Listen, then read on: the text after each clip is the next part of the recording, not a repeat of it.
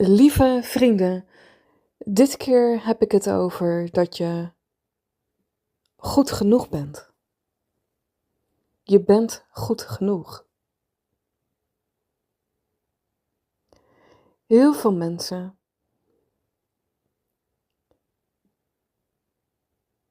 en zeker ook gevoelige mensen, maar ieder mens heeft gevoel, kunnen zich laten opslokken en laten verdrinken in de sores en toestanden van andere mensen. En dit is zeer begrijpelijk, alleen niet nobel. Het gaat ook ten koste van gezondheid van mensen.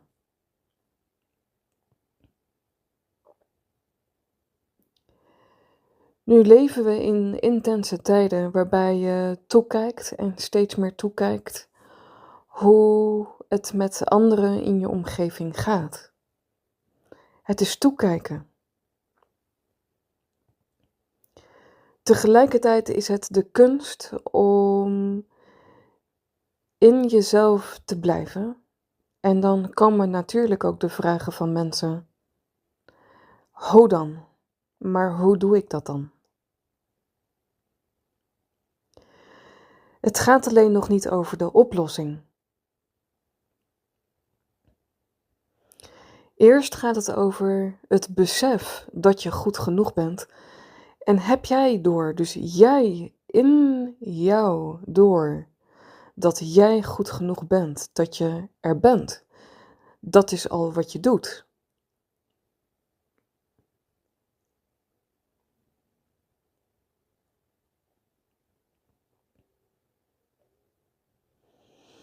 En dat is ook wat je al geeft aan dan de ander.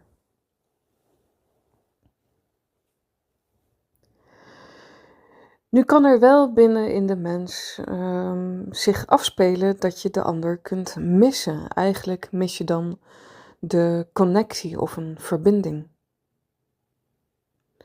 Maar dat is jouw eigen probleem.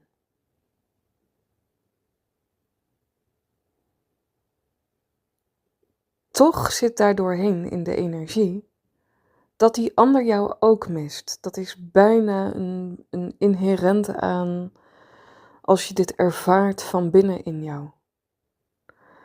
Het kan wel bij die ander op een meer onbewuste manier gaan, of waar die persoon niet heel erg alert op is bij zichzelf, dat dit inderdaad zo is, dat die persoon jou ook mist.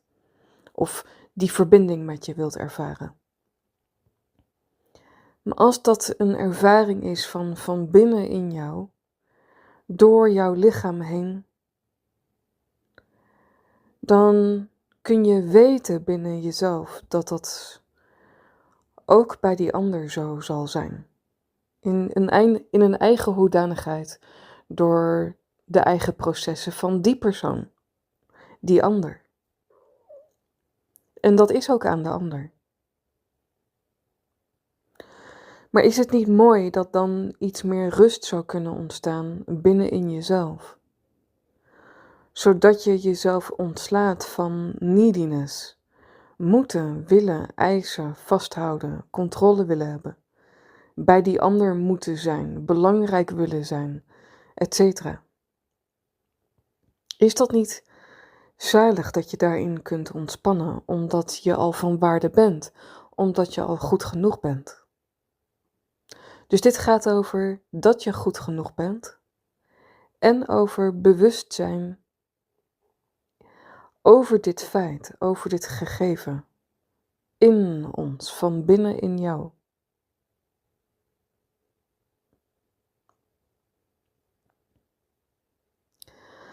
Wat mensen dan vaak ervaren vanuit hoofddenken is: maar ik moet dit en de ander moet dat en ik wil zo graag dit of dat.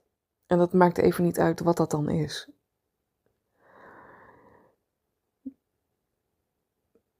Maar dat is gekte vanuit hoofddenken en weer die grip en controle vanuit hoofddenken. Het hoofd wat denkt en wilt. Jij die eist of forceert.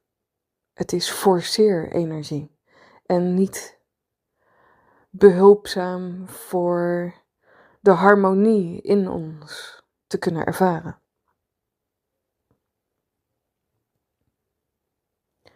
Dus de ander is er. Heb je even. Er zijn miljarden mensen op aarde.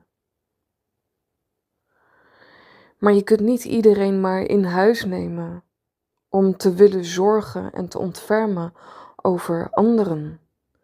Anderen die hun eigen handboek hebben, hun eigen innerlijke mechanismen, hun eigen keuzes die ze maken, hun eigen verantwoordelijkheid die ze vaak niet nemen. Want zo eerlijk moet ik zijn. Dus de ander is er. Maar het kan niet zo zijn dat ik aan stemmen van mensen hoor dat zij zichzelf afbreken in hun eigen gezondheid ten koste van zichzelf, waardoor ik kan ervaren en zie bij mensen dat ze verdwijnen, zichzelf opheffen, omdat ze zo er voor anderen willen zijn. Maar dan zijn we toch niet lekker bezig met z'n allen? Dat is toch geen wijsheid? Want dat gaat dan ten koste van jouw gezondheid. Terwijl die ander ook op de rotondes blijft zitten. Want wilt de ander wel geholpen worden? Sommige mensen hebben potentie voor groei, maar niet iedereen meer, lieve mensen.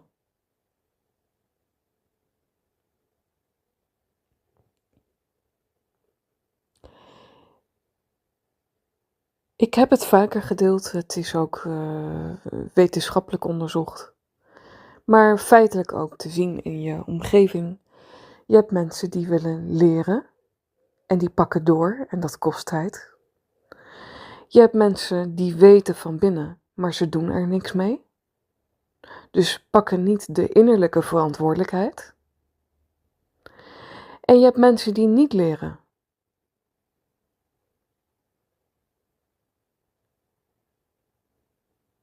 Dus als we nu teruggaan in jouzelf. En je hebt te maken met anderen. Dus anderen die ook zorg vragen om je heen. Ook dan wil het niet zeggen dat ze openstaan. Het kan ook verkapt zijn. Jij moet mij fixen. Die ander. Jij moet mij fixen. Nee, en zo werkt dat niet. Levensstroom gaat de verantwoordelijkheid pakken in onszelf. Dus jij moet laten zien binnenin jou. Die ander moet laten zien binnen zichzelf. En dan is er een kans op een ware ontmoeting tussen twee mensen.